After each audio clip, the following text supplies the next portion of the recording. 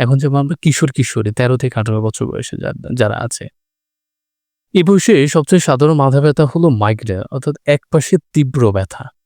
হুম? আ ব্যথার সাথে আবার বমি, আলো শব্দের সহিংসতা, হ্যাঁ? অনেকে মাথা ব্যথা হলে শব্দ শুনতে চায় না। মানে কেউ জোরে কথা বললে খারাপ লাগে বা চোখে যদি আলো আসে তখন খারাপ লাগে বলে যে, "লাইটটা অফ করে দাও, আমার মাথা ব্যথা করছে।" এই টাইপের, হ্যাঁ?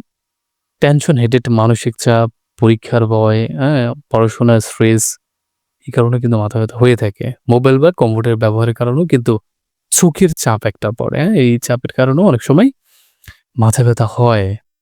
তো এই মাথা ব্যথাগুলো নিয়মিত ব্যায়াম, ঘুম, মানসিক চাপ কমালেই কিন্তু সমাধান মেলে। মানে মাথা ব্যথা হবেই না। আপনার যদি নিয়মিত ঘুম হয়, মানসিক চাপ থেকে যদি আপনি নিজেকে কন্ট্রোল করতে পারেন, পর্যাপ্ত ঘুমান, তখন এই মাথা ব্যথাগুলো থাকে না বা চলে যায়, হ্যাঁ? কিন্তু হঠাৎ প্রবল মাথা ব্যথা হলে, বিশেষ করে সকালে ঘুম থেকে উঠেই মাথা ব্যথা শুরু হলে মস্তিষ্কে টিউমার বা অন্যান্য জটিলতার লক্ষণ হতে পারে।